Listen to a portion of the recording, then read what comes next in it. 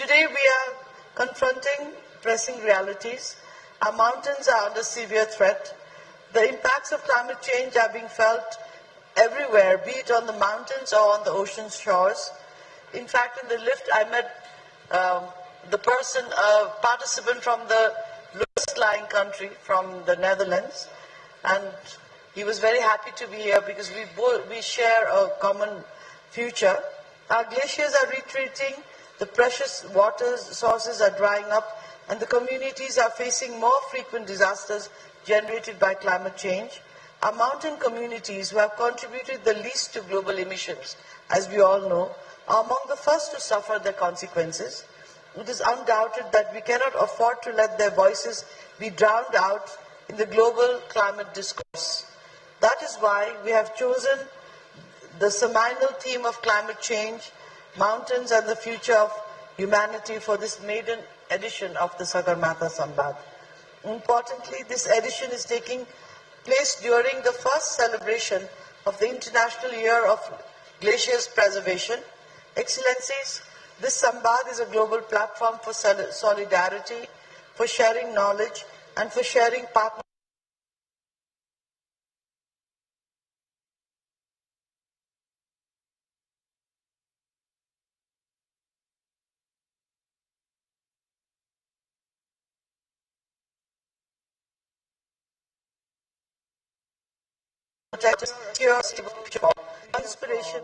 Drawing inspiration from the mighty Sagarmatha. Climate change does not recognize borders, nor should our solutions. With these opening lines, I now turn to the distinguished speakers of this plenary session, whom we are eager to listen to. Before I invite this first speaker, let me spell out a few points about today's proceedings in line with the general rules and procedures of international conferences. The list of speakers is based on protocol and alphabetical order. Each speaker will have 5 minutes to deliver the statement, and considering the time limit of this session, and at the end of 4 minutes, there will be an indication of 1 minute remaining, and the speaker may wish to wrap up the statement. However, I request the respective delegations to provide the full written statement to document at sagarmathasambaad.org for due reflection and record. Now I go on to invite the speakers.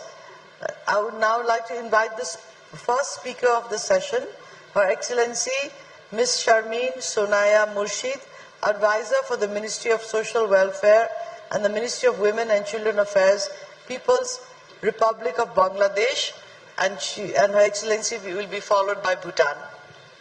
Thank you. Please.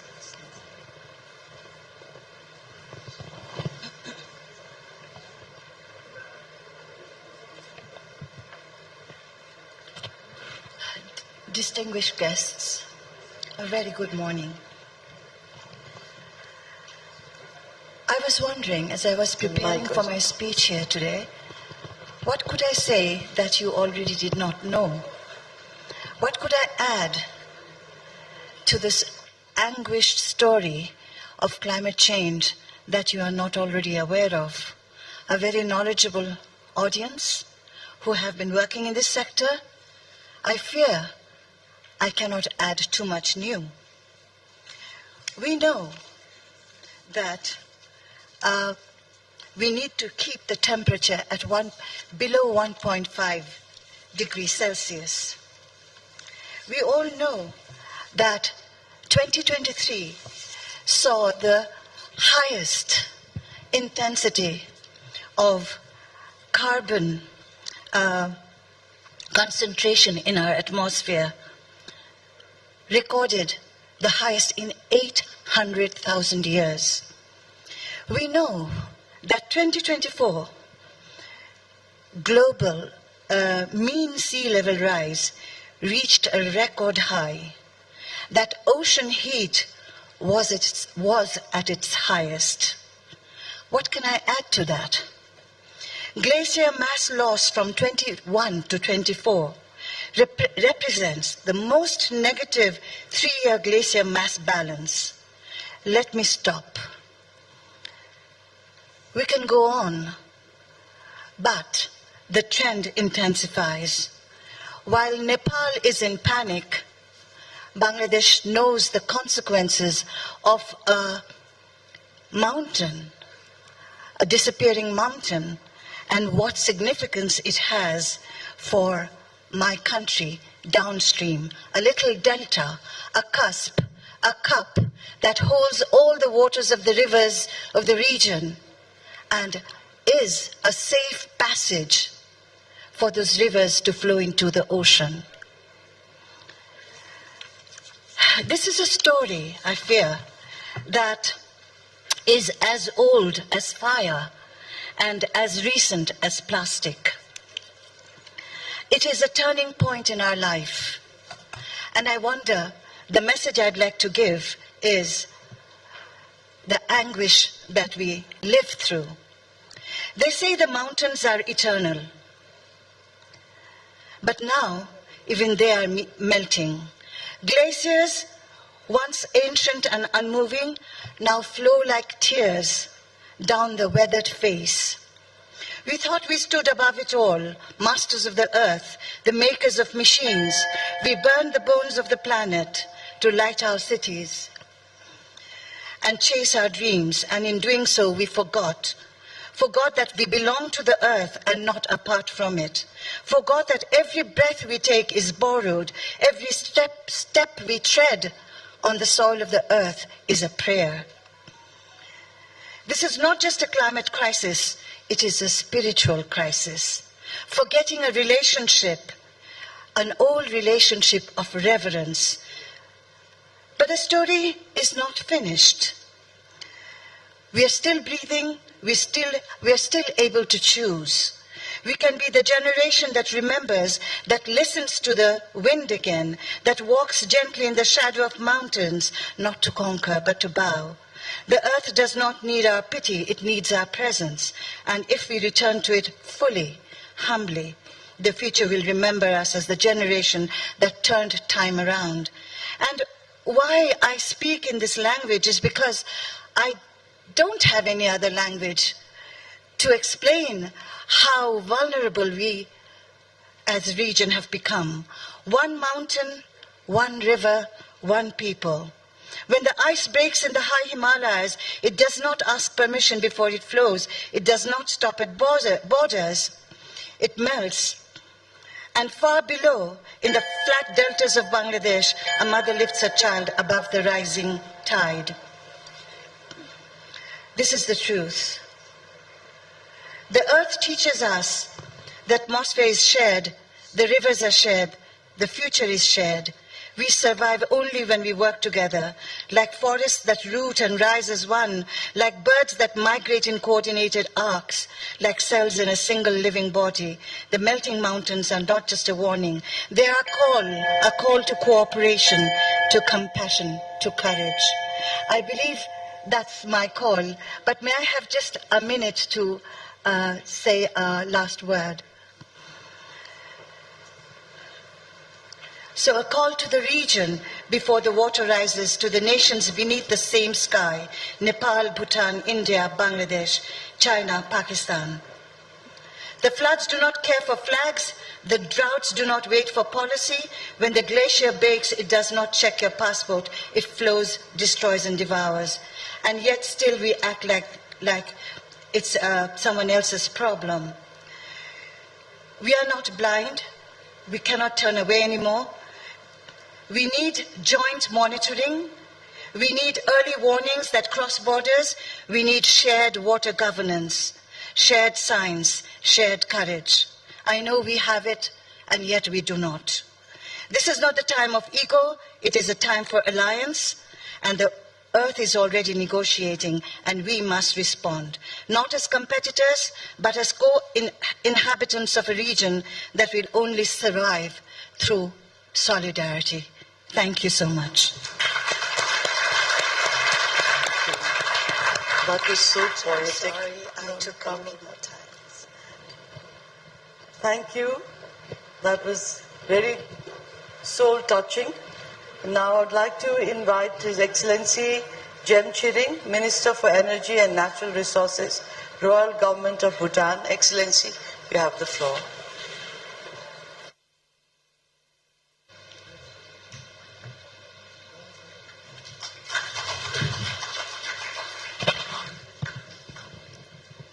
Let's Kuzambol. So,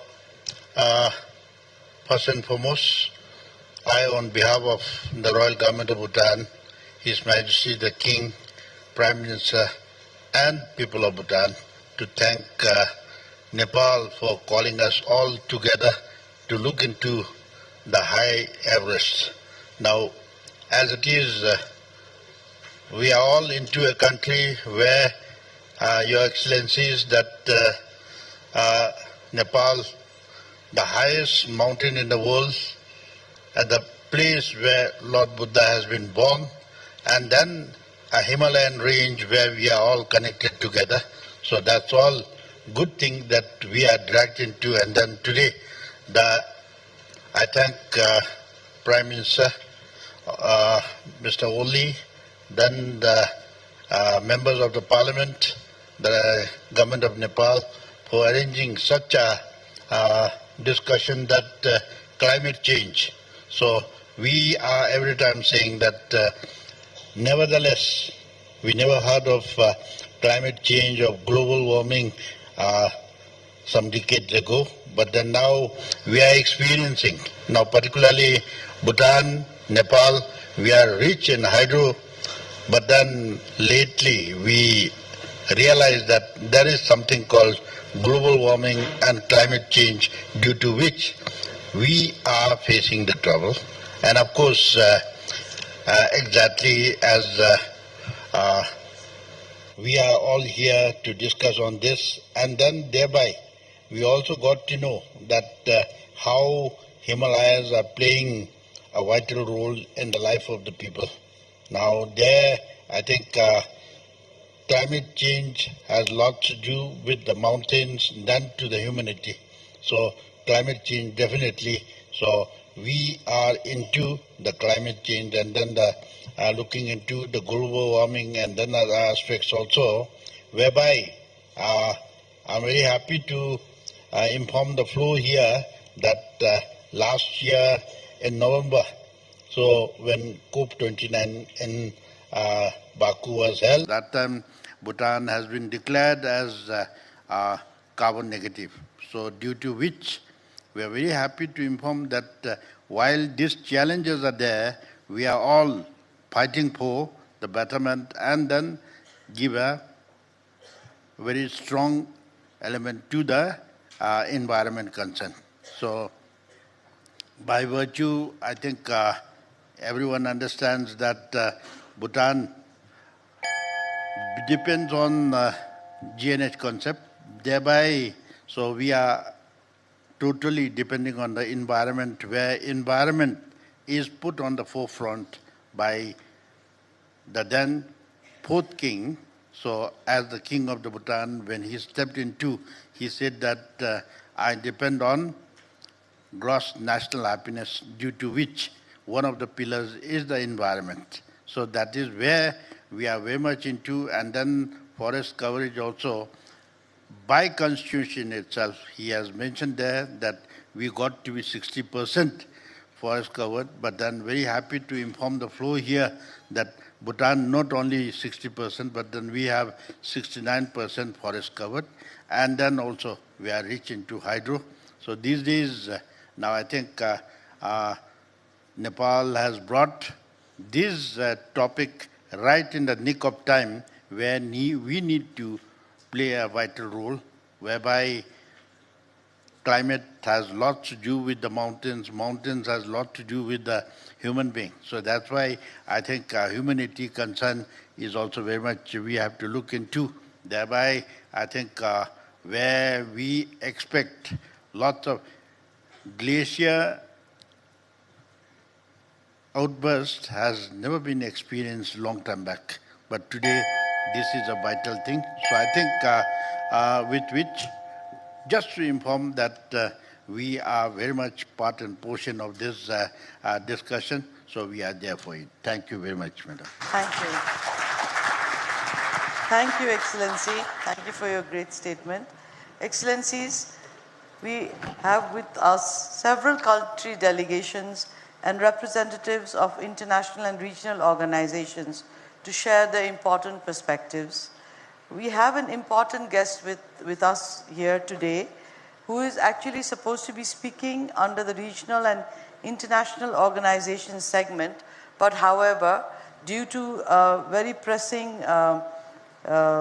event that she has to attend in Thailand, I would like to take your permission to invite her in this very segment. So I would like to invite Her Excellency Ms. Armida Salcia Alice Jabana, Under-Secretary General of the United Nations and Executive Secretary of the Economic and Social Commission for Asia and Pacific, to kindly deliver her remarks. Thank you, ma'am.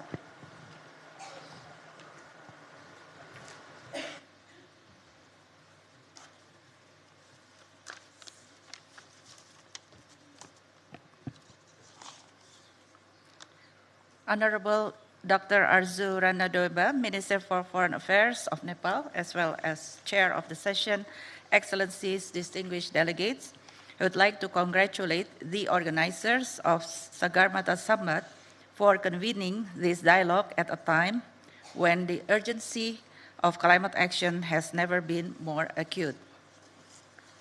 The International Year of Glacier Preservation gives us a timely opportunity to raise awareness of the vulnerability of mountains and glaciers and prompt these urgent human actions needed. Excellencies, the Asia-Pacific region is home to 44% of the world's glaciers outside the Arctic ice sheets. The third pole is often referred to as the water tower of Asia. It stores more ice and snow than any region outside the North and South Poles, and is the origin of more than 10 major river systems. While the effects of warming vary across the third pole's geographies, glacier melt has intensified, especially along the rich diversity of ecosystems and species of the Himalayan mountain range, leading to the emergence of multi-hazard risk hotspots. Recognizing this risk, Member States last month at the 81st session of the Commission session adopted a resolution on strengthening cooperation on the water and climate nexus. The resolution noted with concern the retreat of glaciers, permafrost thaw, mass ice loss, and the shrinking extent and duration of snow cover. It also called for enhanced regional and international collaboration to address these interconnected challenges. In this context, I would like to highlight 3 key areas for action. First, we must strengthen cooperation on the water and climate nexus grounded in science. The Third Pole Regional Climate Center Network, a science-led initiative launched by member states, including Nepal, in June 2024, provides a unique framework for regional and sub-regional cooperation. It is supported by WMO in partnership with ESCAP, ICIMOD, and other institutions. We then need to scale and deepen partnership and dialogue. The Himalaya and Hindu Kush call to action, led by ICIMOD and endorsed through a ministerial declaration in 2020, is a promising step forward. Among the issues identified in the declaration, investment in data systems are essential as investment in physical infrastructure. Data collection, analysis, and cross-country sharing enabled by innovation in geospatial and digitally driven AI application are critical for science-informed action. And finally, we must foster a shift in mindset across all levels of society that transform how we value and manage water. Thank you very much. Thank you. Thank you, Excellency, and thank you for making a statement, and have a safe journey back. And next, I would like to request Honorable Mr. Ain Bahadur Shahi Thakuri, Minister for Forest and Environment of Nepal, to deliver his statement, followed by the United Kingdom. Excellency, you have the floor.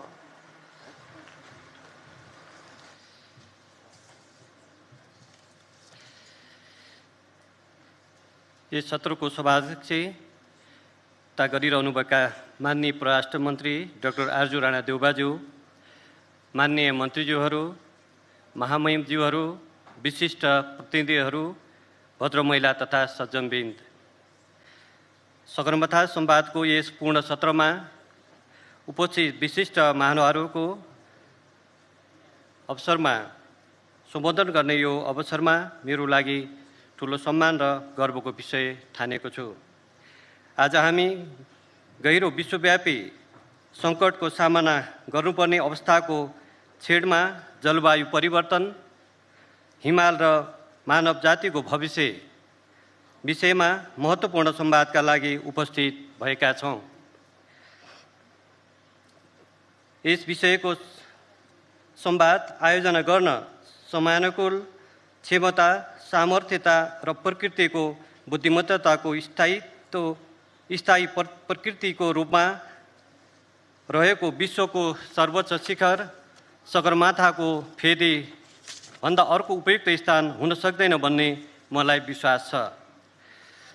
महामहिमज्यूहरू, विशिष्ट प्रतिनिधिज्यूहरू, विश्वका 14 मध्ये 8वटा अग्ला हिमालहरू भएको भूमि नेपालले यी प्राकृतिक धरोहरहरूको संरक्षण गर्ने पवित्र जिम्मेवारी वहन गर्दै आएको छ।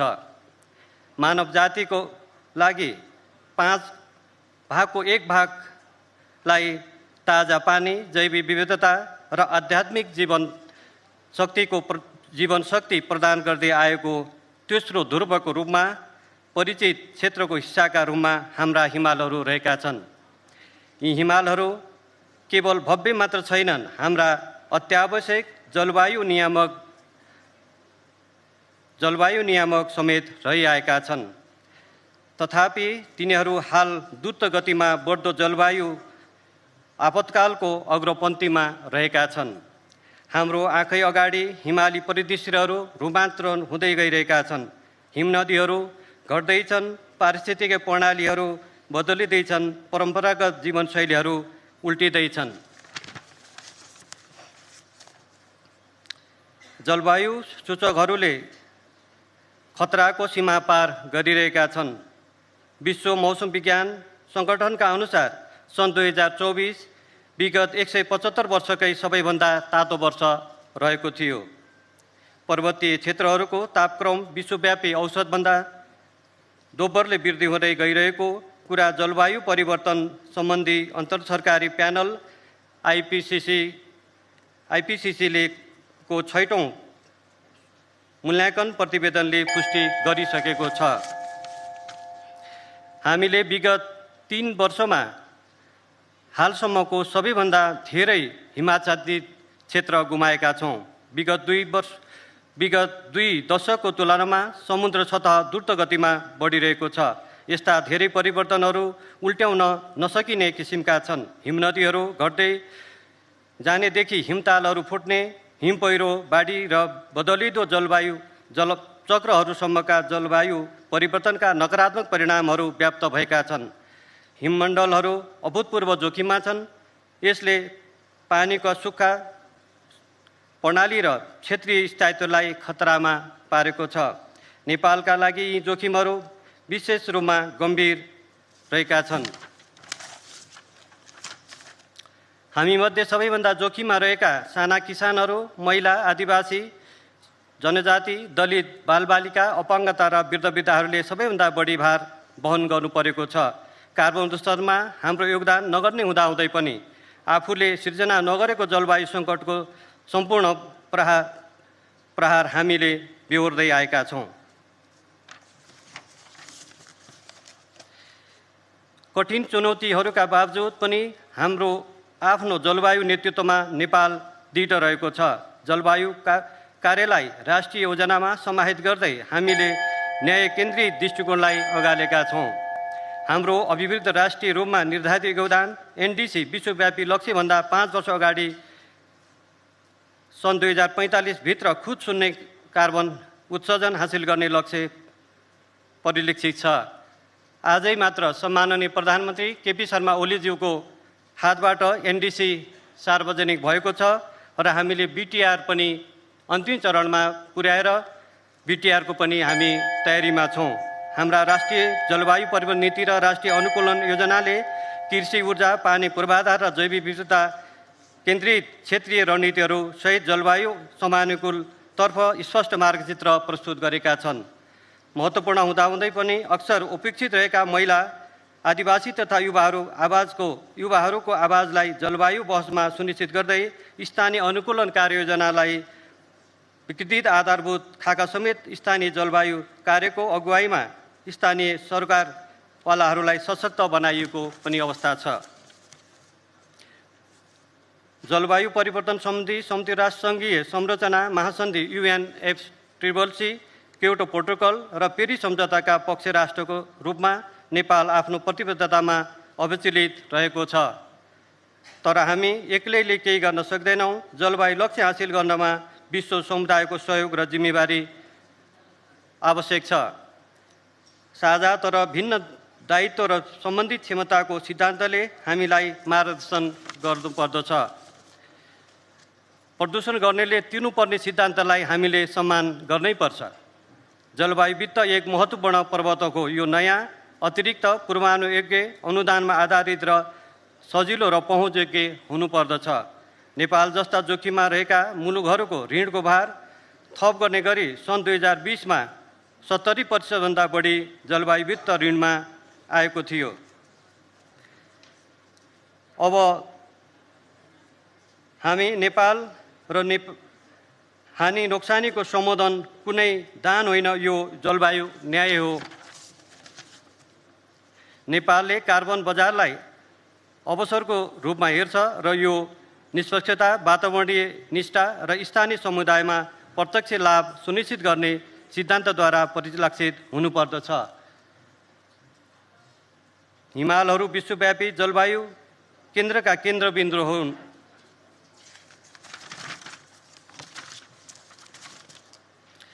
तसर्थ नेपाल UNFCCC अन्तर्गत हिमाल र हिममण्डलका लागि विश्वव्यापी मैत्रीपूर्ण गठबन्धनका निमित्त आह्वान गर्दछ।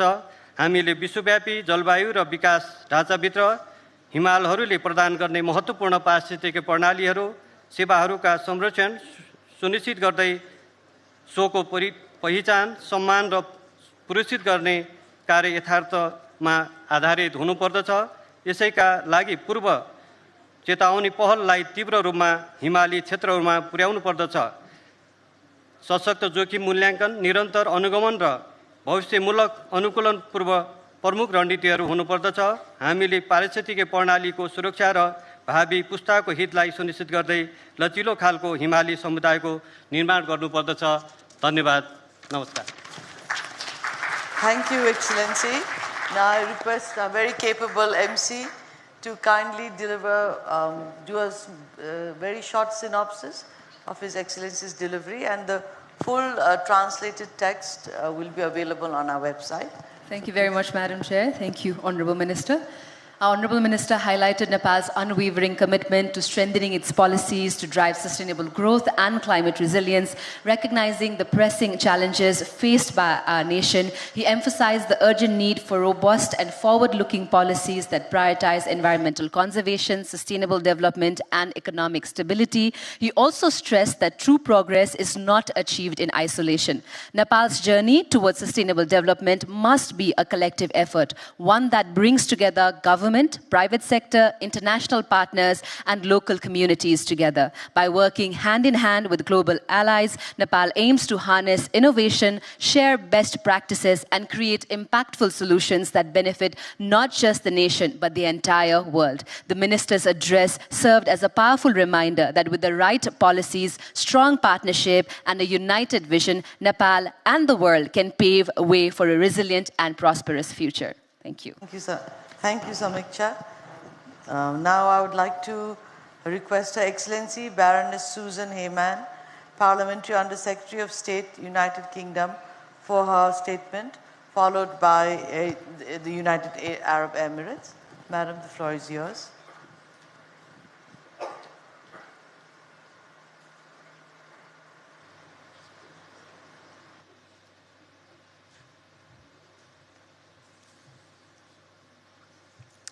Foreign Minister Dioba, Environment Minister Takuri, Honourable Ministers, Excellencies, distinguished and expert delegates, colleagues and friends. It is a great privilege to be here in Kathmandu for the Sagarmatha Sambaad, and thank you for such a warm welcome to this wonderful country. The UK and Nepal have been friends for many years, and for the last 100 of those years, our friendship has been formalised by treaty. As the Honourable President of Nepal put it, when welcoming the Duke and Duchess of Edinburgh to Kathmandu earlier this year, Nepal is the UK's oldest ally in Asia. Our unique relationship has matured into a modern development partnership grounded in solidarity and in mutual respect. This is one I am keen to see deepen, particularly in the face of shared global challenges, which is precisely what we're here to do today. Nepal has long led efforts to raise awareness of the threats facing mountain ecosystems. This dialogue, as well, is timely, taking place as we prepare for COP30 in Brazil. The theme, From Mountains to Sea, is compelling. It reminds us that the impacts of climate change are connected across geographies, sectors, and societies. Nepal contributes only 0.04% of global greenhouse gas emissions, yet it is among the countries most exposed to the effects of a changing climate. The Hindu Kush Himalaya region supports nearly 1.9 billion people downstream. Its glaciers are retreating at alarming rates, now melting 65% faster than a decade ago. And Nepal's rivers contribute up to 70% of the Ganges dry season flow. This sustains agriculture, energy, and daily life across South Asia. Its forests, watersheds, and ecosystems are a cornerstone of regional climate and water security. And the stakes are rising. The floods of September 2024 caused economic losses exceeding 45 billion Nepali rupiah. These shocks will only intensify as temperatures rise, monsoons shift, and high-risk glacial lakes increase in number. And at the same time, air pollution is accelerating glacier melt and harming public health. In Kathmandu alone, 12% of residents suffer from chronic respiratory illness, and countrywide, over 42,000 premature deaths annually are linked to air pollution. Tackling these pollutions is a vital part of Nepal's climate and health response, and progress is possible. The UK supports Nepal's advocacy for access to climate finance and the recognition that adaptation in upstream countries is a global responsibility. And Nepal's challenges are interconnected. Climate, nature, development, and health are not separate issues. Over 80% of rural households depend on springs for water, yet they're drying up. Biodiversity is under pressure, communities are being displaced, and institutions are being stretched. But Nepal is not passive in the threat of these threats. It's committed to net zero by 2045, adopted a climate budget code that directs 35% of public spending to climate-related actions and requires that 80% of climate finance be spent at local level. These are powerful signals of political will, and the UK is proud to stand alongside Nepal in delivering on them. And we have a portfolio of work focused on adaptation with Nepal, on mitigation, health and inclusive development, the Resilience, Adaptation and Inclusion in Nepal programme, the Green Growth Nepal programme supporting low-carbon, climate-resistant development, and the Sagarmatha programme building stronger systems for climate and health. The UK is working to improve access to the Green Climate Fund, to pilot carbon market approaches, and to mobilise investment in sectors like clean transport, waste and energy. It is an honour to be here today representing the UK. We look forward to continuing our partnership, not only in traditional development, but right across the climate and nature agendas. We remain committed to supporting Nepal as it strengthens its institutions, protects its ecosystems, and delivers for its people. Together, we will move from dialogue to delivery. Thank you. Thank you. Thank you, Excellency. Now, may I invite the next speaker, His Excellency Abdullah Balala, Assistant Minister for Energy and Sustainability Affairs of the United Arab Emirates, to make his statement, followed by India.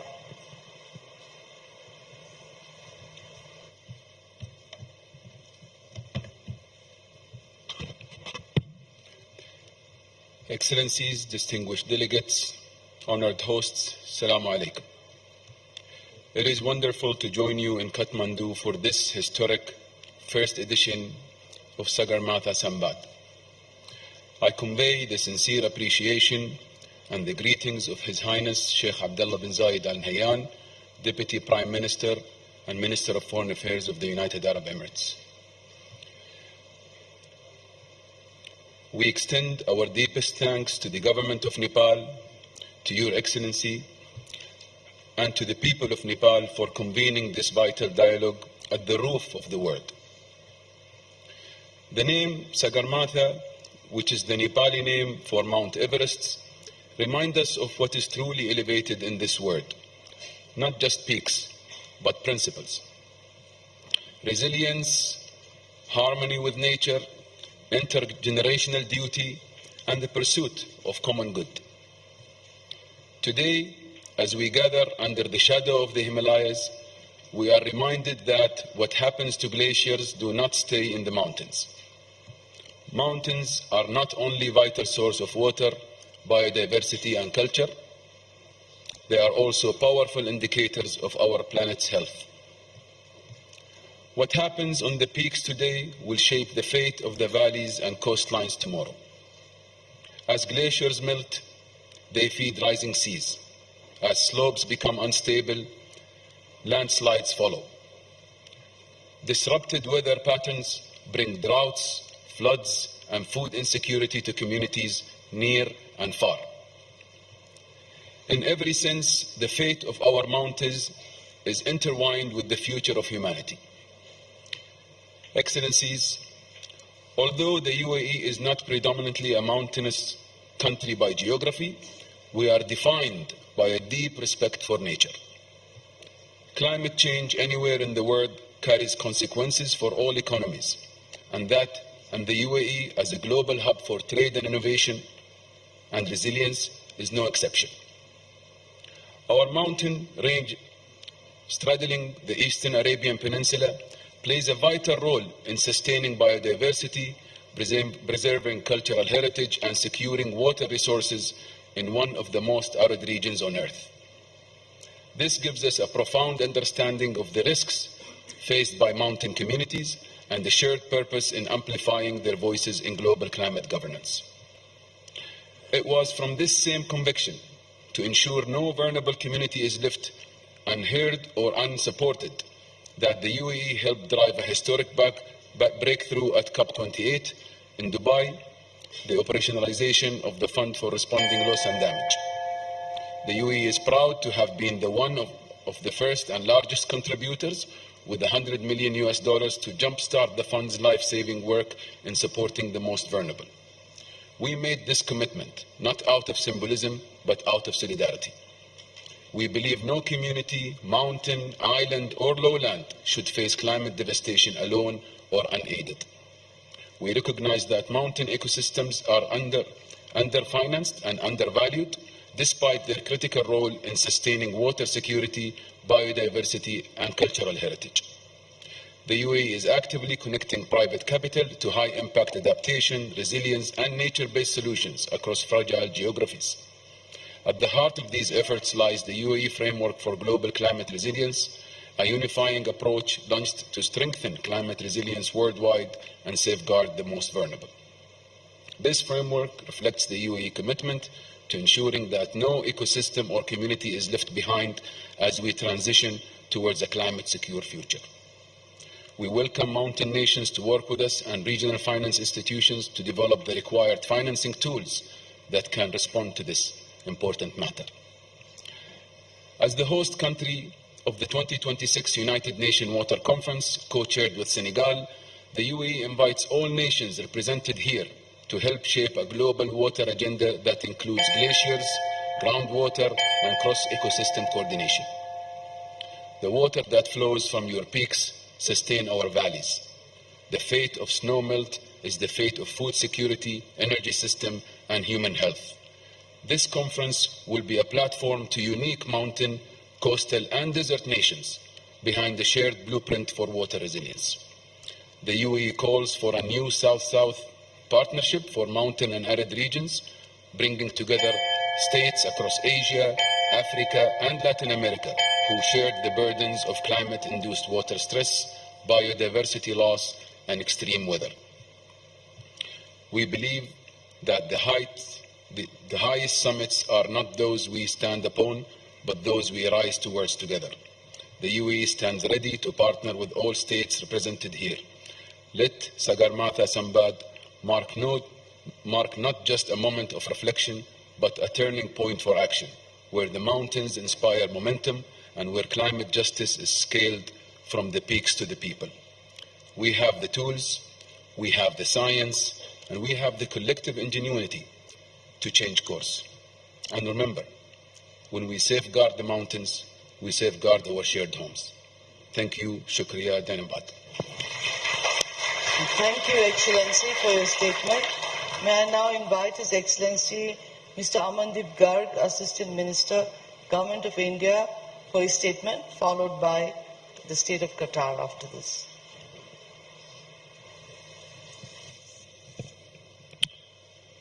Honorable Chair, Excellencies, distinguished delegates, ladies and gentlemen, Namaste and a very good afternoon to all of you.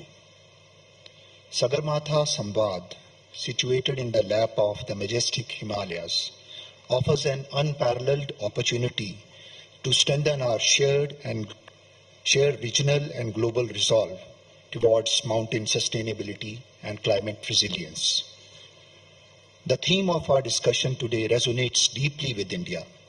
The Himalayas, our formidable sentinels and source of life-giving rivers, face unprecedented challenges. The future of these mountains is inextricably linked with the future of humanity, not just in our region, but globally. What happens in these ecosystems impacts biodiversity, agricultural systems, and the livelihoods of millions downstream. It is fitting that this conference will have a number of parallel scientific sessions covering a wide range of specific themes that will be discussed by a number of experts and other stakeholders over the next few days. While looking forward to these deliberations, I would like to note some common guiding principles that emerge from our perspective. In the light of global experience of more than 3 decades of UNFCCC, our great achievement in the convention was the articulation of principles of equity and common but differentiated responsibilities and respective capabilities. In the Paris Agreement, we added the principle of climate justice. Since then, it has been a long effort to implement and operationalize these principles. The developed countries' emissions have led to disproportionate share of global carbon budget being appropriated by a very few, while the majority of developing countries still have a long way to go in meeting their basic needs and priorities, let alone their aspirations for well-being. This is why the UNFCCC commitment that developed countries would take the lead is extremely important. Climate finance is among the most important commitment made by the developed countries under the UNFCCC and its Paris Agreement. Climate finance for adaptation and even more for mitigation has to be publicly sourced, predictable, and accessible based on the needs articulated by the developing countries. Further, increased ambition is necessary, but it has to be based on equity and CBDR and RC, without which it does not carry much meaning. Excellencies, dear friends, despite these formidable challenges, India, under the visionary leadership of our Honorable Prime Minister, has embarked decisively on addressing climate change. Our commitment is not merely rhetorical, but backed by concrete action and achievements. In particular, among many initiatives, recognizing the unique vulnerabilities of Himalayan region, India launched National Mission for Sustaining Himalayan Ecosystem under our National Action Plan on Climate Change. India has championed initiatives like Pradhan Mantri Ujjwala Yojana, providing clean cooking fuel to 103 million rural households, thereby reducing indoor air pollution and pressure on forest resources in the mountain regions. The Soil Health Card Scheme, which provides vital information to the farmers on the nutrient status of the soil, supports 10 million farmers to improve the soil health and fertility. In the end, I would like to say that the future of humanity depends on how we collectively address the climate change and safeguard our mountains. This requires a paradigm shift towards green development, sustainable consumption, and climate justice. Let us work together with a sense of urgency and shared responsibility to ensure that these magnificent peaks continue to inspire awe and sustain life for generations to come. Thank you. Thank you, Excellency, for your statement. I would now like to invite His Excellency Badr Omar El Dafa, Special Envoy for Climate Change, Ministry of Foreign Affairs, State of Qatar, for the statement, followed by Kyrgyz Republic. Excellency, you have the floor.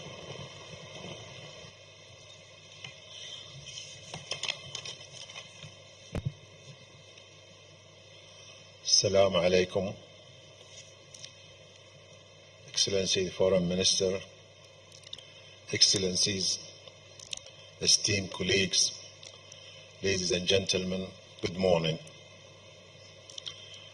First, I would like to extend my thanks to the esteemed Foreign Minister of Nepal for this gracious invitation to this important conference on climate change, mountains, and the future of humanity. It is a privilege to be here in Nepal, a nation of breathtaking beauty and a profound ecological significance. Qatar, my country, despite its desert environment, recognizes the urgent global challenge of climate change and is actively contributing solutions. We have embarked on an ambitious path outlined in our National Climate Change Action Plan 2030, with a firm target of reducing greenhouse gas emission by 25%. By 2027, Qatar aims to expand its LNG production to 127 million tons annually to replace high-polluting fuels like oil and coal and use clean energy. Furthermore, we are making substantial investments in renewable energy sources and pioneering carbon capture and storage technologies to diversify the energy mix and mitigate our environment impact. Qatar has successfully designed two sustainable smart cities, Lusail City and Msheireb Downtown, which were designed to optimize sustainable urban planning through the application of world-class environmental standards. Qatar is highly committed to producing the most innovative and organic research projects, which is the way countries has invested in world-renowned environment institutions such as Qatar Science and Technology Park, Qatar Environment and Energy Research Institute.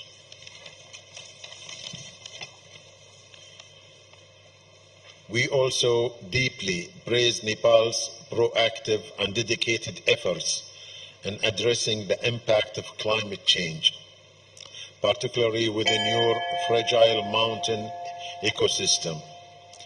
Your commitment to developing and implementing the National Adaptation Plan, focusing on vital sectors such as agriculture, water resources management, and disaster risk reduction, showcase a strong national resolve to protect your communities and natural heritage.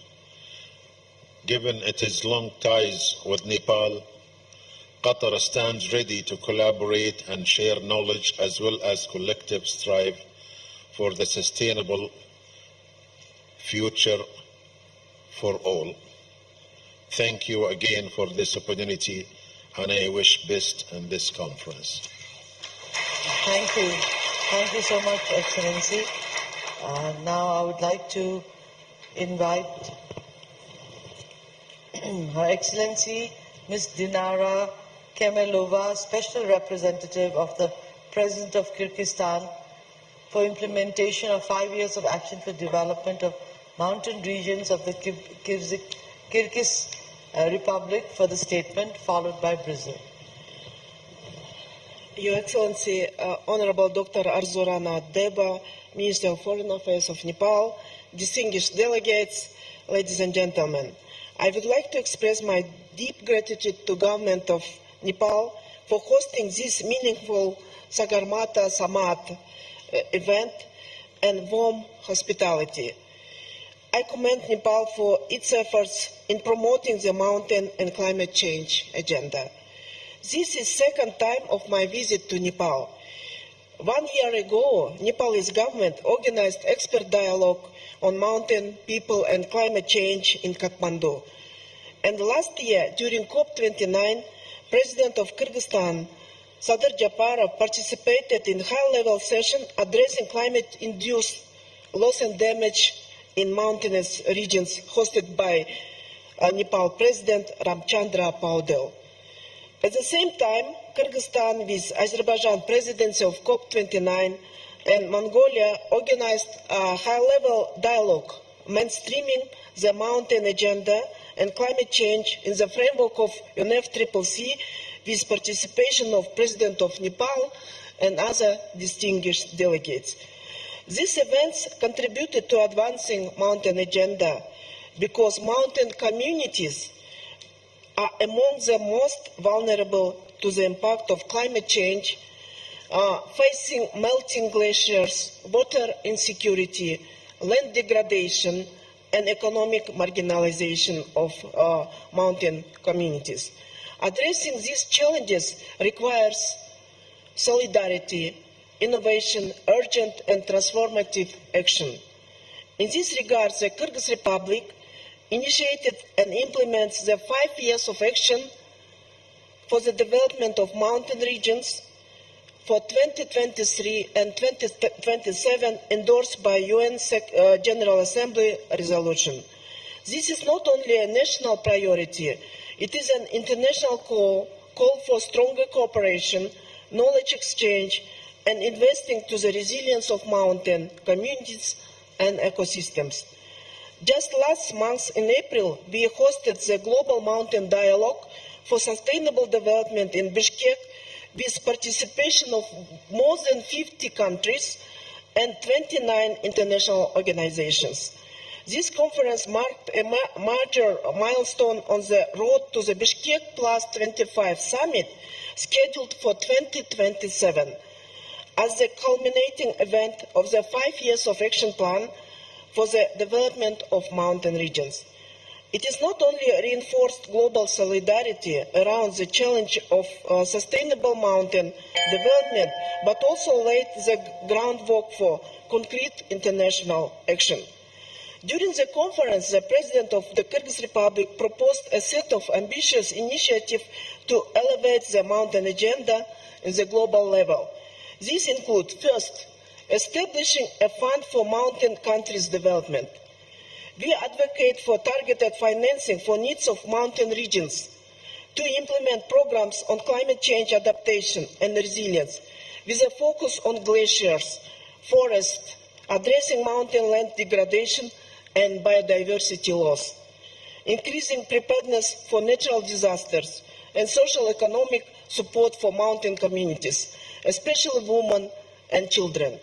Second, creating UN coordinated mechanism, UN Mountains. Third, launching an international platform on mountain youth, women and climate. In this regard, we continue to advocate for the creation of the broad coalition of mountainous countries and sustaining global mountain dialogue. Alongside with a group of friends of mountain countries in New York, the Mountain Partnership under the FAO in Rome, we have launched a mountain group in the framework of the UNFCCC, which counts today 9 state parties. We invite those countries which have not done so yet to join to this group. Today, as we look ahead of COP30, the Kyrgyz Republic, together with several mountain nations, is promoting a declaration on climate change, mountains and glaciers. We believe this declaration can become a shared voice for those whose lives and culture are shaped by highland ecosystems. We sincerely hope Nepal and other countries will join to this declaration. Dear friends, in order to continue our global mountain dialogue and mainstreaming mountain agenda and climate change, we invite you to participate in World Mountain Youth Festival in Kyrgyzstan in August this year, and Mountain International Conference next spring in New York in UN headquarters in 2026, which will be followed by second Global Mountain Summit in Kyrgyzstan in 2027. We hope that you will join and contribute in turning our shared concerns into collective solutions. Thank you very much for your attention. Thank you, Madam, for your statement. Now I would like to request His Excellency Mr. Carlos Alberto Michelson Den Hartog, Ambassador of the Federal Republic of Brazil, to deliver his statement, followed by Egypt.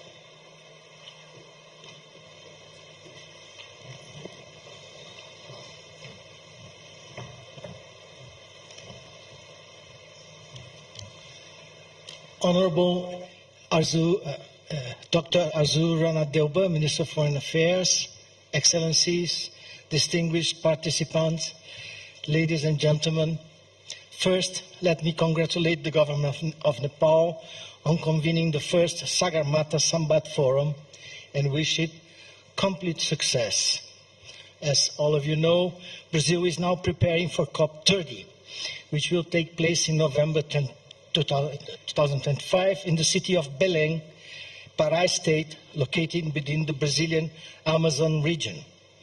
On March 10th, the President-designate of COP30, Ambassador André Correia do Lago, released his first letter to the international community presenting the Brazilian vision of COP30. The letter establishes the path that will lead to the definition of priorities for the conference. A broad consultation process will enable the identification of deliverables that combine ambition and feasibility in a highly challenging geopolitical context.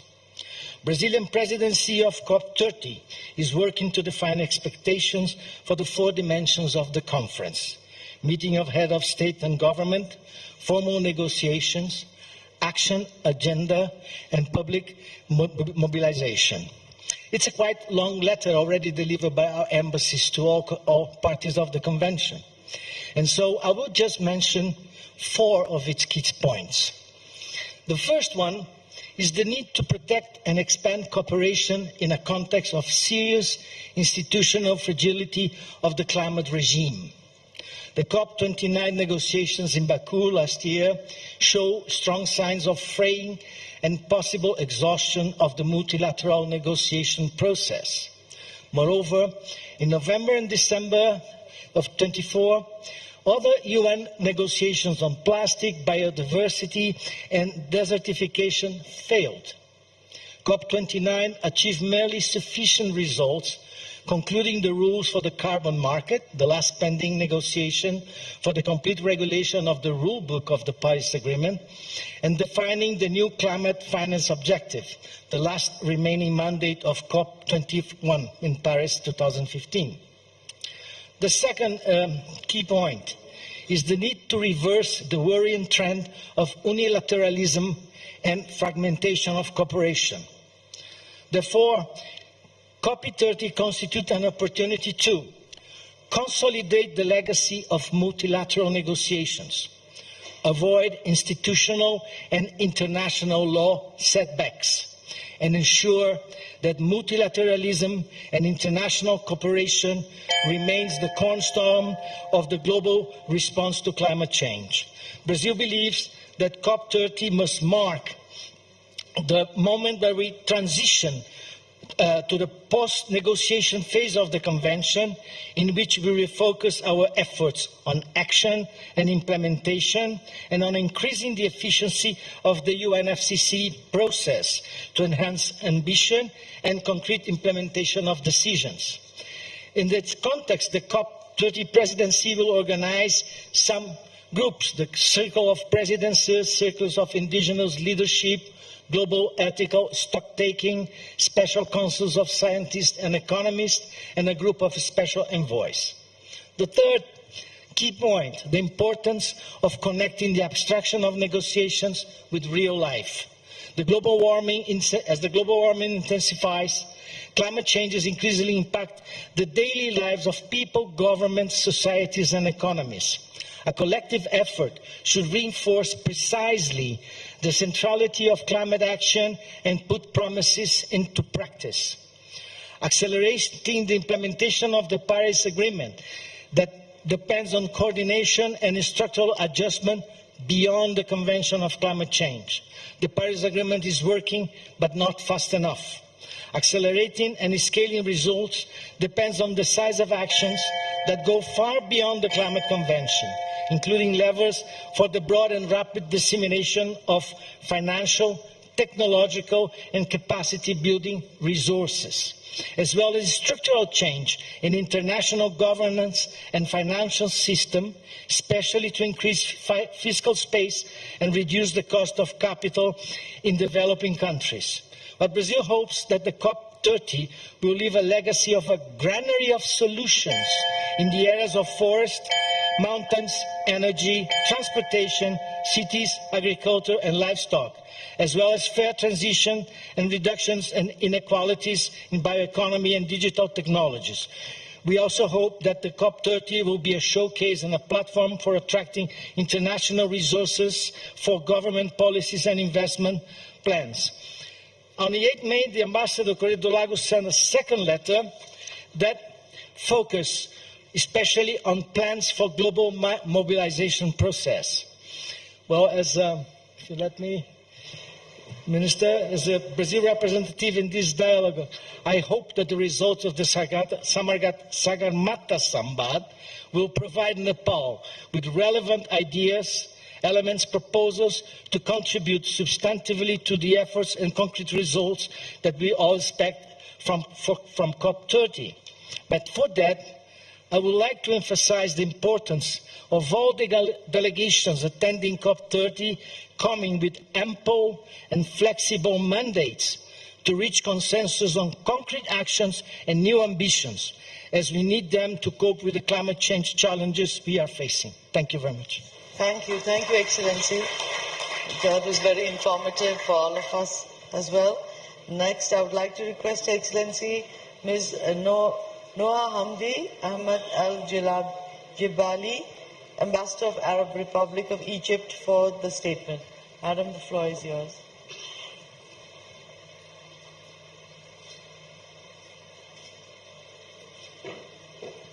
Her statement will be followed by Oman.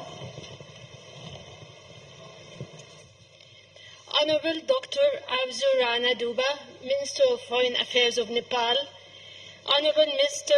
Ain Bahadur Shahi Takuri, Minister of Forest and Environment of Nepal, honorable ministers, distinguished guests, excellencies, ladies and gentlemen.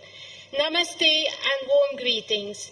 It is a great honor for me to be here today to address the first edition of the Sagarmatha Sambaad, a timely and visionary initiative by the government of Nepal. Held in the shadow of the majestic Sagarmatha, Mount Everest, this dialogue not only represents symbolic significance but also practical urgency. It reminds us all that our highest mountains are not distant peaks, but vital guardians of ecosystems, biodiversity, water security, and ultimately human survival. Egypt commends Nepal for convening this multi-stakeholder dialogue at such a critical juncture in our collective climate journey. Despite being a country whose terrain is predominantly plain, Egypt recognized the ecological, societal, and climatic significance of the mountainous regions, both in our own territory and globally. Mountains play an outsized role in local climate regulation, groundwater recharge, and biodiversity preservation. These are all essential to the national strategy for climate adaptation, and their protection is integral to sustainable development. Ladies and gentlemen, Egypt had the honor of hosting COP27 back in 2022. COP27 was a historic milestone in the global climate process. It elevated the voice of the Global South and placed adaptation and climate justice at the heart of the agenda. Perhaps one of the most notable outcomes of COP27 was the establishment of the Loss and Damage Fund, a long-awaited mechanism aimed at supporting vulnerable countries suffering the devastating consequences of climate change. This was a collective triumph born from years of advocacy by developing nations, including mountain countries like Nepal, who face rising temperatures, glacial retreat, and water insecurity at an alarming pace. COP27 also resulted in the launch of the Sharm el-Sheikh Adaptation Agenda, a comprehensive initiative to accelerate resilience building across food systems, water resources, and infrastructures, areas critical to mountainous regions. Today, as we gather here in Kathmandu, Egypt reaffirms its full understanding of the environmental, social, and economic significance of mountains to Nepal, one of the countries most affected by climate change in high-altitude zones. We fully support Nepal's efforts to protect its unique mountain ecosystems and enhance the resilience of local communities, especially in light of all the climate challenges. Egypt strongly supports the integration of mountain issues into global adaptation frameworks, including the Paris Agreement and the UN 2030 Agenda for Sustainable Development, particularly Goal 13, Climate Action, and Goal 15, Life on Land. It is imperative that fragile mountain areas in developing countries receive targeted financial and technical support. Climate finance has to be made more accessible and equitable, and a larger share must be directed towards adaptation, especially where vulnerability is greatest. Ladies and gentlemen, the mountains, like the oceans and forests, are part of the interconnected systems that sustain life on Earth, but their voices have long been subdued in international fora. The Sagarmatha Sambaad, I believe, will help change that. Thank you very much. Thank you, Excellency. Now, thank you. I would like to invite His Excellency Isa bin Saleh Al Shibani, Ambassador of the Sultanate of Oman, to Nepal. And I would also like to recognize we have with us now Her Excellency Ikwina Ekiko, Parliamentary Vice Minister for Foreign Affairs of Japan, who has just arrived in Nepal. So we will be first, since I have already invited Oman first, I would like to request His Excellency, the Ambassador of Oman, And after that, Madam Equina.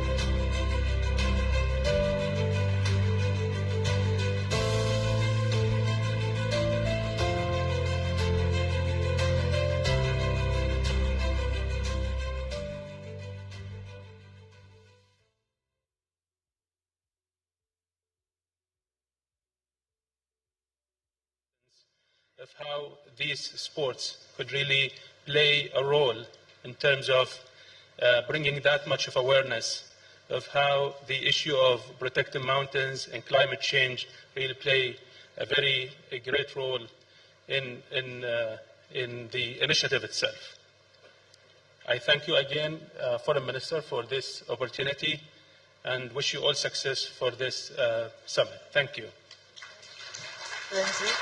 And now I have the pleasure to invite Her Excellency Equina Akiko, Parliamentary Vice Minister of Foreign Affairs of Japan, for her statement. Thank you.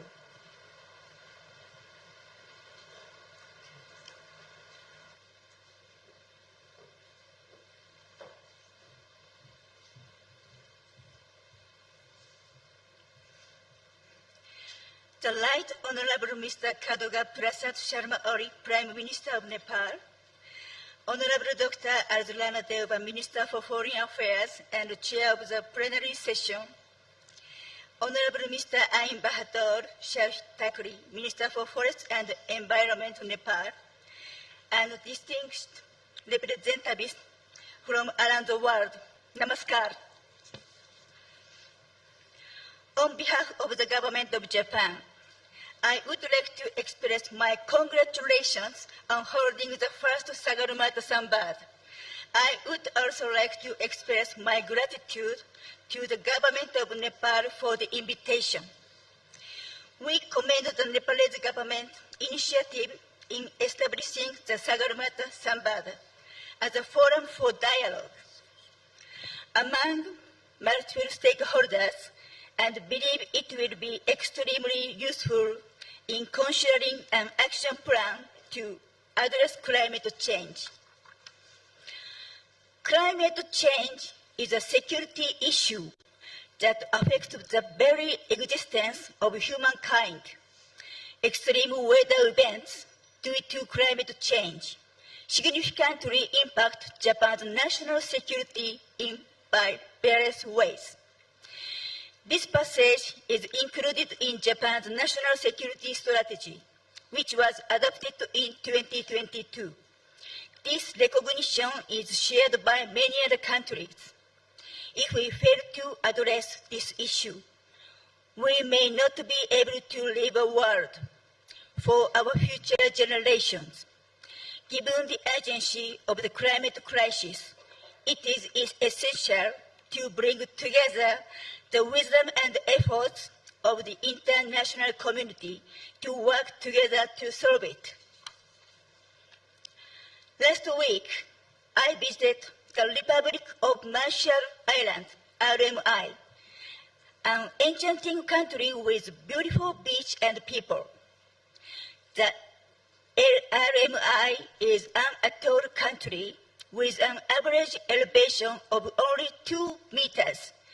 I found at first hand that issues of climate change and sea level rise are threatening the very existence of the country. The international community today is facing changes that will define the era. Amid shifting power balances and intensifying geopolitical competition, divisions within the international community are becoming even more serious.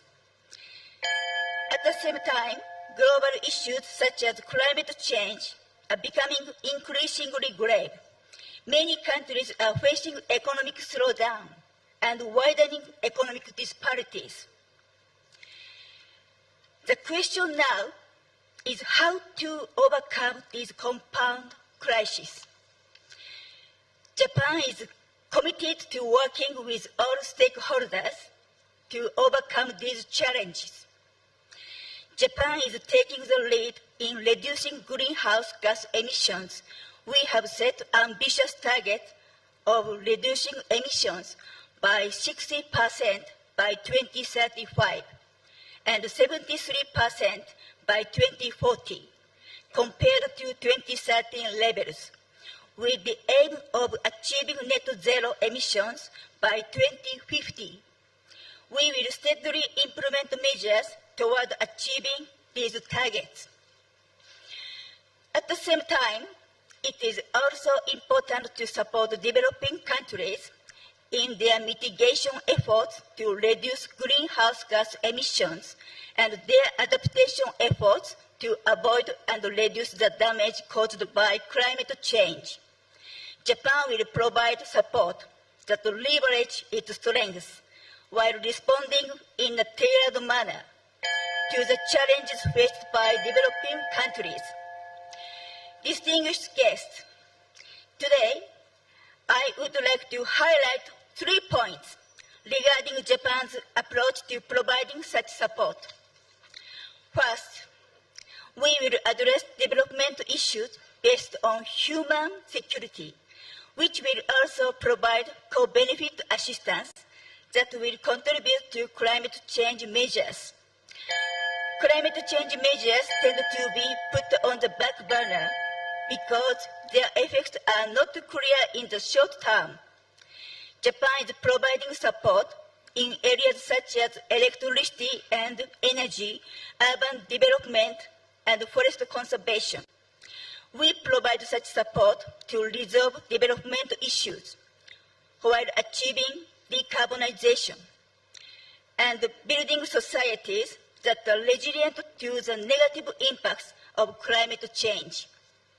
Second, we will utilize our technologies and knowledge and promote innovation. Japan has a long-standing advantage in responding to natural disasters, such as floods and in disaster risk reduction.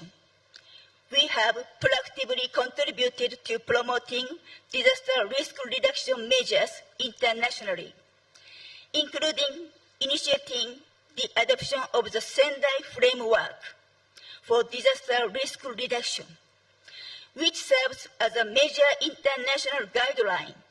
At the same time, this is an ongoing challenge that Japan is also working on through trial and error, and it is important to promote intellectual collaboration among private, public, and academic institutions.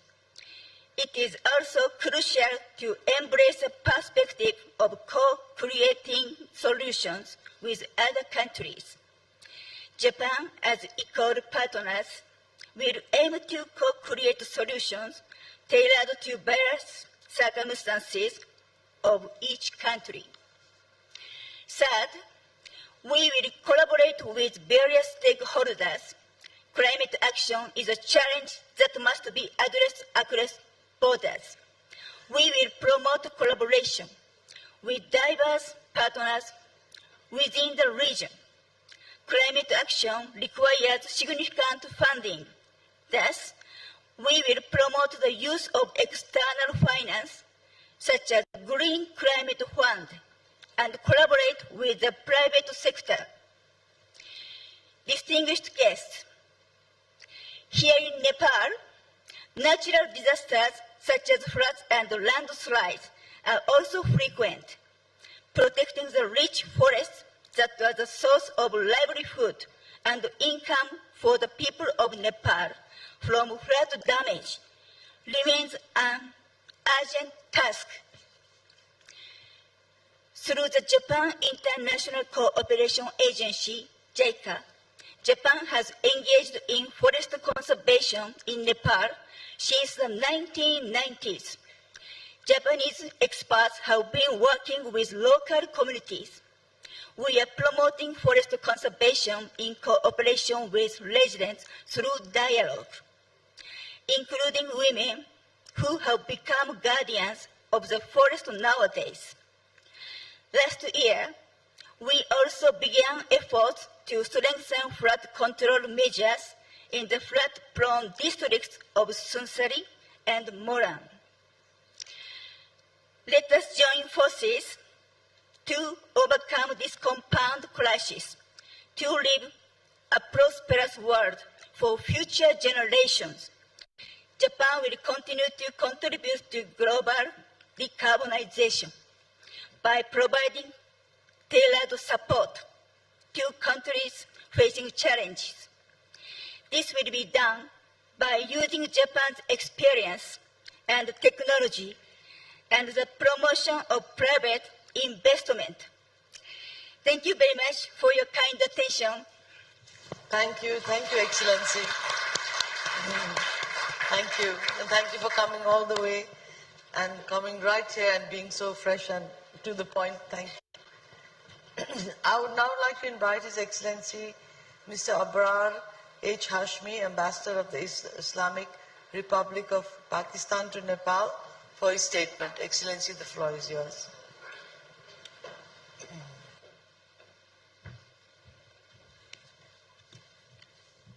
Honorable Chair, Dr. Arzu Deobarana, Excellencies, distinguished delegates, ladies and gentlemen, Namaste, Assalamu Alaikum, and a very good afternoon. On behalf of the Government of Pakistan, I extend our sincere gratitude to the Government and people of Nepal for convening the inaugural Sagarmatha Sambaad. This timely dialogue underscores the nexus between climate change, mountains, and the future of humanity. Today, as we gather here in historic Kathmandu, glaciers are melting at an alarming pace. Their retreat threatens not just biodiversity and mountain communities, but the food, water, and energy security of millions downstream. Pakistan is home to towering ranges. Much like Nepal, we share 13 out of 14 highest peaks, from Himalayas to Karakoram and Hindu Kush, encompassing over 7,000 glaciers, the largest concentration outside polar region, and they are vital for us. We have witnessed firsthand the perils of glacier melt and gulfs due to climate change, despite contributing less than 1% to global greenhouse gas emissions. The 2022 floods was a stark reminder, displacing 33 million population, caused over $35 billion in losses, destroying critical infrastructure. The stark imbalance reinforces the urgency of equitable climate action and centrality of climate finance. Excellencies, according to IPCC assessment, surpassing the 1.5 Celsius warming threshold could result in the loss of over 1/3 of the world's remaining glaciers, with their devastating consequences for ecosystems, freshwater supplies, and sea level rise. The UNFCCC's Standing Committee on Finance estimates that developing countries will require over $6 trillion by 2030 to implement their NDCs. Therefore, there is an urgent need for enhanced global climate action and international cooperation to mitigate the negative impacts of climate change based on established principles of equity and common but differentiated responsibilities and respective capabilities. The developed countries need to meet their climate finance commitments with balanced focus on adaptation and mitigation as well as loss and damage. Excellencies, ladies and gentlemen, on its part, Pakistan has launched a wide range of institutional, financial and policy reforms to catalyze a climate resilient development pathway. These include establishment of Pakistan Climate Change Authority to steer long-term coordinated climate governance, ecosystem restoration, and to integrate adaptation measures across vulnerable sectors. Our national climate finance strategy is guiding climate investments in public-private collaboration. National glacier strategy is to address glacial melt and water stress. Under the Paris Agreement, Pakistan has pledged that by 2030, 30% of all new vehicles sold in Pakistan in various categories will be electric vehicles. We have set an ambitious target to generate 60% of our energy from clean and renewable energy sources by 2030. Living Indus Initiative is designed as a world restoration flagship by UNEP to restore large-scale ecosystem to bolster climate resilience. The government is strengthening early warning systems and enhancing disaster preparedness and response mechanism to enhance cities' capacities to cope with climate change impacts and natural disasters. Distinguished ladies and gentlemen, finally, we must all work together to share our knowledge, expertise, and resources to achieve humanity's common goals. Together, we can create a better and resilient future. I thank you all. Thank you, Excellency. Thank you for your statement. This concludes the list of statements by country delegations. Now it will be followed by statements from representatives of international and regional organizations. In this, I would like to invite His Excellency Martin Reza, World Bank Regional Vice President for South Asia, to deliver his statement, followed by the Asian Development Bank. Excellency, you have the floor. Thank you very much, Honorable Minister of Foreign Affairs, Dr. Arzu Deuba. Honored guests, friends and colleagues, last week, Nepal did something extraordinary. It held a funeral for a glacier. The Yala Glacier, high in the Langtang Valley, once stood proud, vast, beautiful, and seemingly eternal. It gave life to the communities below for generations, but today it has lost 2/3 of its mass and retreated nearly 800 meters since 1974. And if current warming continues, scientists warn it may disappear completely by the year 2040. The ceremony to honor Yala's passing was not just symbolic. It was a wake-up call. Because Yala's story is not unique, it's the story of the Himalayas. Glaciers across this sacred range are melting at record pace, and this is not a distant problem. It is already affecting the communities below that rely on the rivers that nourish nearly 2 billion people. And it's not just the rising temperatures. Pollutants like black carbon settle on the ice, accelerating the melt. Nepal, a country that has contributed so little to this crisis, finds itself on the frontiers of its impact. Droughts are more frequent, glacial lake outbursts, floods are more dangerous, and hard-won development gains are under growing threat. Yet, even in this sobering reality, we see powerful signs of resilience. Across South Asia, people are already adapting to climate change. In an upcoming report, we find that 4 out of 5 households are taking steps to cope with climate stress. And in places with early warning systems, 90% of families act in advance. These are not stories of helplessness. These are stories of action and strength. We also see what works. Nepal's community forestry movement, locally led, nationally scaled, is a model for the world. Rural roads, hanging bridges are connecting people to markets, schools, and care. Indeed, it turns out that some of these basic development investments are at the core of effective adaptation strategies. But these efforts must grow. South Asia remains the most climate vulnerable region among emerging economies, and while households and firms are trying, too many face barriers, limited credit, asymmetric information, and inflexible labor markets. The private sector has a vital role to play. Our analysis finds that autonomous adaptation, the actions that households and firms take in the face of climate change, could offset up to 1/3 of the impacts from rising temperatures. But governments must help to clear the way by improving access to weather data, promoting market-based solutions such as insurance, and investing in resilient technologies, basic infrastructure, and adaptive social protection. Because when people are informed and empowered and connected, they adapt and they lead. But let me be clear. This is not just about funding. International solidarity is vital, but in the face of declining aid budgets, it's about rethinking development, with climate shaping how we build, grow, and empower. That means stronger infrastructure, broader financial inclusion, and more jobs in resilient sectors like tourism, services, and the green economy. Our new country partnership framework for Nepal, which we expect to present to our board within this month, has these insights at its core.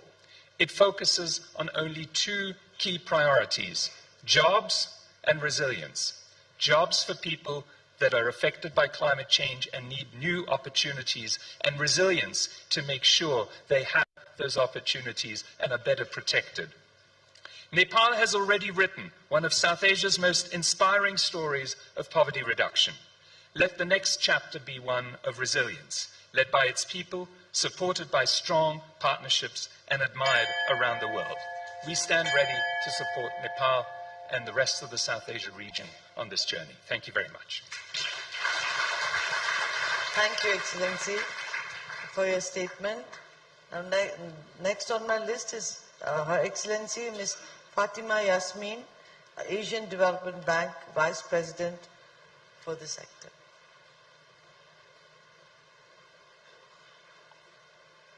Her statement will be followed by SAC.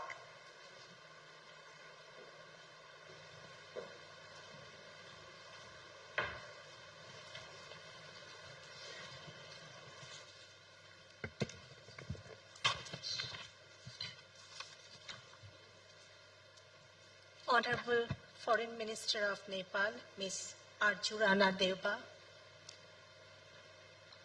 Excellencies, distinguished participants, ladies and gentlemen, a good afternoon to you all. It is my privilege to speak at this inaugural session of Sagarmatha Sambaad. I would like to extend my heartfelt congratulations to the government of Nepal for hosting this event on climate change, mountains, and future of humanity. The majestic ranges of Hindu Kush Himalayas, Pamir, and Tian Shan have long shaped the culture, spiritual, and ecological identity of Asia. For the people of this region and beyond, mountains are not just an awe-inspiring landscapes. They are also sacred places, vital ecosystem, and essential sources of livelihoods. Yes, these mountains are now at the front line of the climate change crisis. Glacial retreat, water scarcity, floods, and landslides are becoming increasingly frequent and severe, threatening both natural ecosystems and rural communities. Hard-earned development gains achieved over decades by the people, communities, and countries are at constant risk of being wiped out in a single event. The 2024 glacial lake outburst flood in Sikkim was a stark warning of our rapidly changing climate. Unfortunately, it is not an isolated incident. What happened in the highlands inevitably cascades down to the lowlands, farther downstream in the deltas, such as the one where I come from. Sea level rise, floods, and typhoons present parallel risks. This is a shared crisis that demands coordinated actions requiring regional cooperation and long-term resilience planning. ADB's midterm review of Strategy 2030 identified 5 focus areas that will guide our work moving forward. Climate action is one of them, along with others. As of December 2024, ADB's cumulative climate finance commitment stood at $41.9 billion against our target of $100 billion by 2030. This significant investment reflects ADB's deepening commitment to addressing multi-hazard risk in our region. Let me quickly share a relevant example from Nepal. ADB's Building Adaptation and Resilience in the Hindu Kush Himalayas technical assistance project aims to enhance the understanding of multi-hazard risks and strengthen regional cooperation and climate resilience across the fragile mountain ecosystem of the Hindu Kush Himalayan region. It supports countries in developing adaptive strategies to address growing climate and disaster risks to critical infrastructure and enhancing transboundary collaboration. Climate change does not recognize borders, and neither should our commitments and actions. The future of Asia depends on a useful response grounded in science, unified policies, equity, and innovation. ADB stands ready to support transformative action through regional cooperation, green technologies, and resilient infrastructure. Thank you very much. Thank you, Excellency, and thank you, ADB, for making this whole event a success. I would now like to request His Excellency Mohammad Ghulam Sarwar, Secretary General of SAARC, to deliver a statement, followed by BIMSTEC.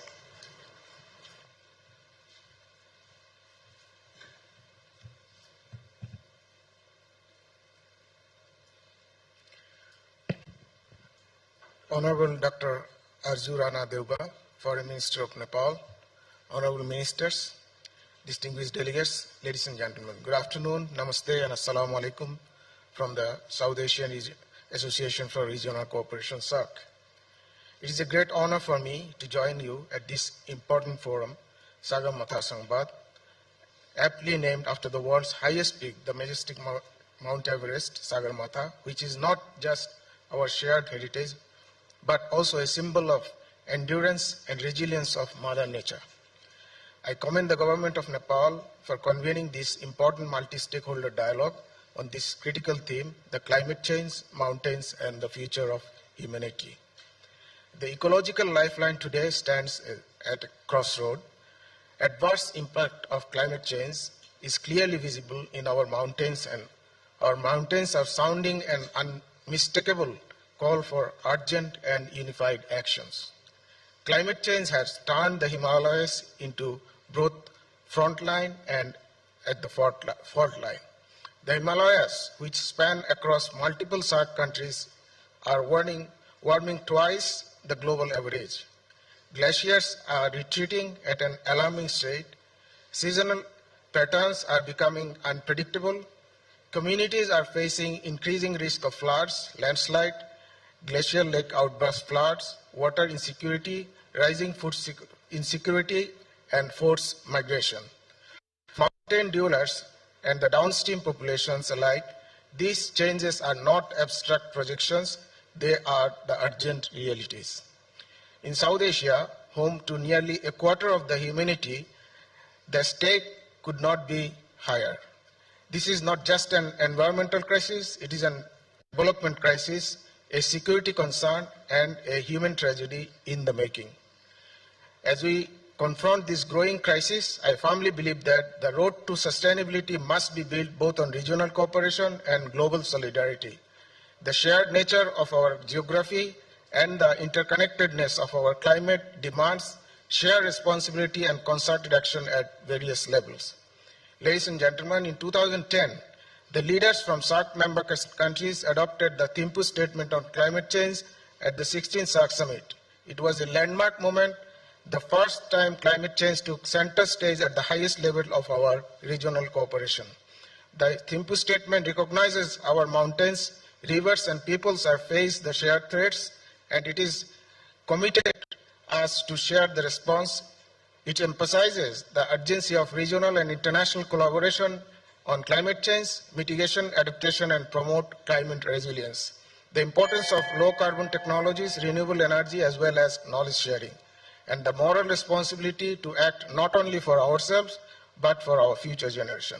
Excellencies, ladies and gentlemen, let this Sagarmatha Sambaad serve not only as a platform for dialogue, but as a call for action as we move forward on the path of climate resilience, regional solidarity, and sustainable development for our people. As the Secretary General of SAARC, I call upon all the member states and our partners around the world to prioritize, number one, strengthen the regional and global cooperation on climate science. Second, invest in the resilient communities. Third, protect and conserve the ecosystem that protect us. Fourth, amplify our collective voice on climate advocacy. Ladies and gentlemen, mountains may divide us geographically, but they also unite us in common purpose. Their waters do not stop at borders, neither do landslides, floods, or shifting monsoons. The climate crisis is indifferent to lines of the map. Therefore, our responses must be unified, science-driven, and rooted in justice and through regional cooperation.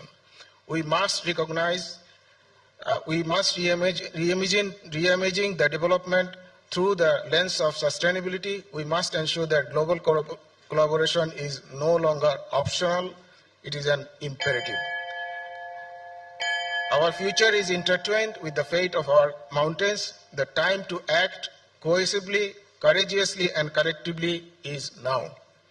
Let the summit of Sagarmatha remind us of the height we can achieve when we come together. I wish everyone here a productive and successful Sambaad. Once again, I thank the government of Nepal for arranging such an important event in this beautiful city of Kathmandu. Thank you so much. Thank you, Excellency. May I now request His Excellency Mr. Indramani Pandey, Secretary General of BIMSTEC, to deliver a statement followed by Simod. Excellency, you have the floor.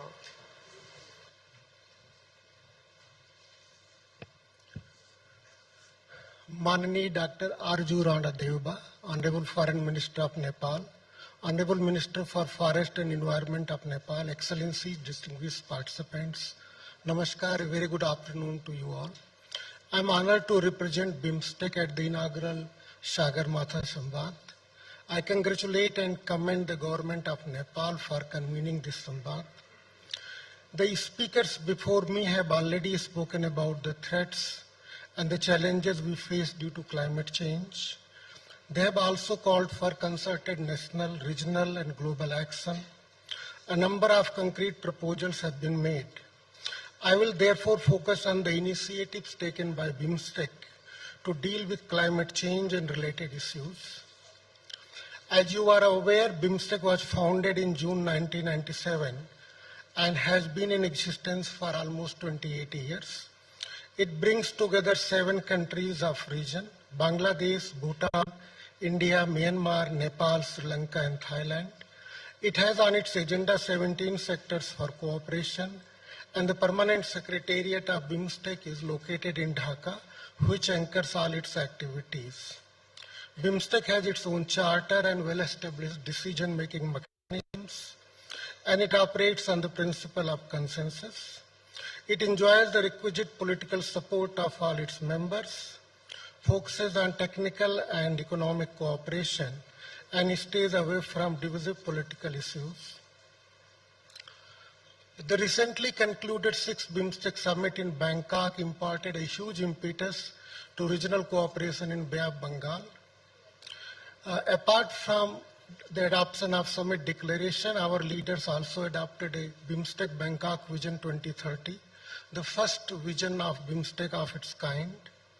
Environment and climate change has been a key priority for regional cooperation under BIMSTEC. During the 6th summit, leaders endorsed BIMSTEC Plan of Action for Environment and Climate Change, which focuses on 3 key areas: biodiversity, waste management, and climate change.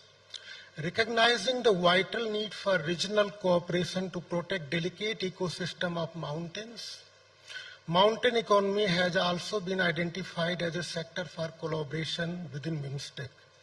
An intergovernmental expert group on mountain economy has already finalized a plan of action on mountain economy, which outlines key priorities, including enhanced connectivity, clean energy promotion, ecosystem and environment protection, and development of green tourism and sustainable livelihoods.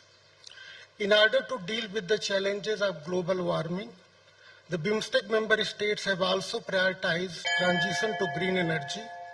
BIMSTEC has adopted a plan of action for energy cooperation and a memorandum of understanding for BIMSTEC grid interconnection. Several dedicated BIMSTEC centers further support our regional climate actions. The BIMSTEC Center for Weather and Climate provides critical weather forecasts and early warning services, and the BIMSTEC Energy Center is mandated to promote cooperation in renewable energy and energy efficiency. The BIMSTEC Expert Group on Disaster Management is currently engaged in finalizing a plan of action to improve preparedness and coordination for responding to natural disasters in the Bay of Bengal region. A Himalayan Science Council is being set up. Further, the BIMSTEC Secretariat is actively pursuing partnerships with the international and regional organizations which are engaged in global and regional climate action, with a view to leveraging their knowledge, resources, expertise, and programs for enhancing regional cooperation under BIMSTEC for climate action. In conclusion, I would like to reiterate that BIMSTEC offers an inclusive and effective platform to promote regional cooperation in environment and climate change, green energy transition, disaster management, and other climate change-related challenges in Bay of Bengal region. BIMSTEC member states are committed to forging meaningful partnerships and advancing tangible action to ensure a sustainable and climate-resilient future for Bay of Bengal region. I thank you for your kind attention. Namaskar. Thank you, Excellency. I would now like to request Mr. Pema Gabzo, Director General of ECMOD, to deliver his statement. Excellency, the floor is yours.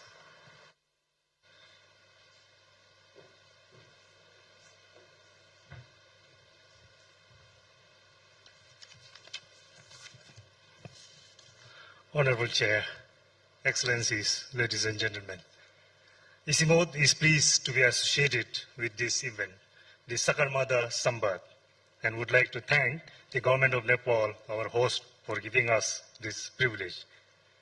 Let me join all other previous speakers to convey our sincere appreciation to the people and Government of Nepal for hosting this flagship event. Honorable Chair, as the last speaker, I have the privilege of choosing what to speak and leaving out what I don't need to repeat.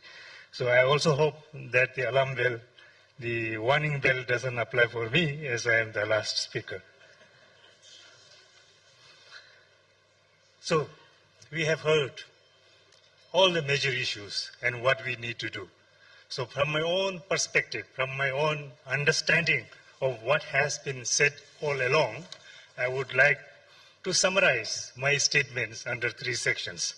The first is a set of facts that everybody seems to talk about and all of us acknowledge. The first of this fact is that the world is facing the triple planetary crisis of climate change, biodiversity loss, and air pollution. Second, that these crises are mutually reinforcing, and also interconnected, and they affect everyone. Third fact, that the mountain regions are highly exposed to the impacts of climate change and facing existential threats.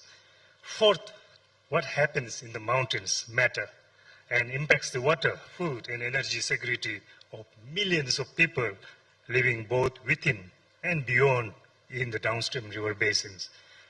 Fifth and the last, that 1.5 degrees Celsius is just too hot for the mountains, and we need to take urgent actions now. So, what I've seen is that we know enough to act, at least by those of us living on this planet, and the science is clear. So what is stopping us from taking actions to save our planet and secure the future of life on Earth, including ourselves? In my opinion, there are 5 I's, 5 words that begin with I's that we do not give enough attention, and also 5 C's that we tend to avoid. In all our gatherings, we have heard conversations around these 5 I's. First is information. In our quest for more information, more evidence, more data, we conveniently do not make use of what we already have, and we do not share. While research should continue and efforts to enhance scientific knowledge should be increased, we need to make effective use of what we already know. Second is institutions. We have enough institutions around the world, nationally, regionally, globally. Third is instruments. We have so many legal, policy, and regulatory instruments to prevent and mitigate planetary crises, from bylaws at the local levels to international conventions and treaties. The fourth is innovations. Again, one of the common excuses we hear is that we do not have enough innovation, enough technology, enough knowledge. But I think we have to make use of all the innovations that already exist. We simply cannot wait for artificial intelligence to come up with the magic solution for our problems. Fifth and the last is investments. Again, if we check the books on our expenditures made on sustainable development, made on environment, made on climate mitigation and adaptation, we will be surprised. Enough investments have been made, but were they made in the right place, in the right time, in the right, in the places where it is most needed and used effectively? I don't think so. Now, let me touch on the 5 C's. We lack communication. While we talk about communication all the time, I don't think we are talking in the same language.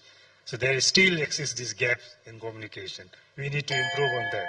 Second, coordination.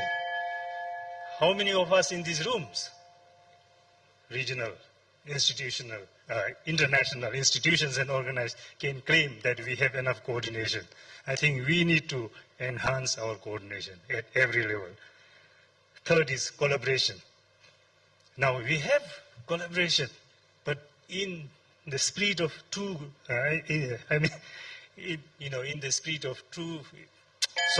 collaboration is much misunderstood and often constitute a convenient alliance or alliance of parties. Real collaboration in letter and spirit, that is what I wanted to say, is rare. And I think we need to improve on that. Final C is consistency.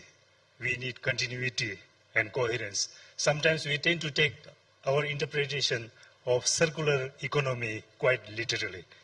We start something, halfway through we change and come back, and I think that should not happen. The last one is commitment. Commitment at every level, individual, institutional, national, and international levels. Commitments that can be actionable.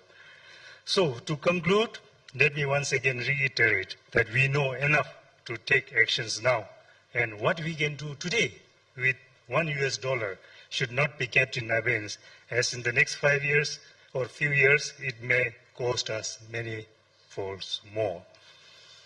The wisdom in the ancient proverb, a stitch in time saves 9, is perhaps more relevant now than ever. Excellencies, ladies and gentlemen, at ISIMOD, we are committed to do whatever we can do to support and contribute to the efforts made by our regional member countries and our development partners. We know our limitations, but we also know that with what we know, we can make significant contributions. So our mission ahead is that we must work together to make sure that mountains do not remain as an afterthought in discourses like this. Thank you very much, Excellency. Thank you very much, Pemaji, for your very wise words. He is indeed a practitioner of what we are talking about. And this brings to the conclusion our plenary session for today. I deeply thank all the distinguished speakers for the valuable insights, views and wisdoms expressed in their statements. The views and voices will really count a lot in shaping our way forward, our collective action. I think this has been resonated deeply in the session today, that we have knowledge, we know where we want to go. It is a matter of putting our will together and a commitment of sitting down together and really charting the way forward. And we hope this is going to be a place of departure where not only we speak, but we really act upon what we are saying. So, and the contents of all this will be reflected in the report of the Sambaad. I also would like to thank all the distinguished participants assembled in this chamber for patiently listening to all the speakers and to me. I hope the same level of interest and enthusiasm will remain as the Sambaad proceeds through various thematic parallel sessions in the coming 3 days. I hope all of you have pursued have read carefully all the program that has been up on the website, because there are going to be many very, very interesting speakers and parallel sessions. So I hope this morning has been worth the while, especially for all our guests who have come from very far to be here with us today. And I would like to invite you all for the lunch after this, and for all the interesting sessions that we are going to have tomorrow. And I think there is going to be a mountain flight that some of you have also signed up to. And of course, I will see you in the in the closing plenary session also. Thank you, namaste, and thank you for being with us today. Thank you very much, Madam Chair, Honorable Foreign Minister Dr. Arju Rana Deuba. We now have a press brief by our Honorable Foreign Minister. I'd like to request all our distinguished participants, representatives from the media, to please head towards the Malshri Hall, where we'll have the press briefing by our Honorable Foreign Minister Dr. Arju Rana Deuba. And she'll most definitely be joining lunch post the press briefing as well.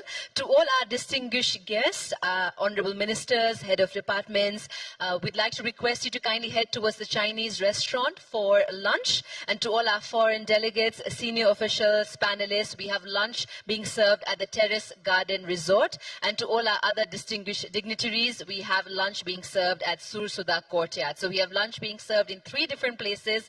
Our volunteers will most definitely help you guide towards the lunch area as well. Thank you one more time.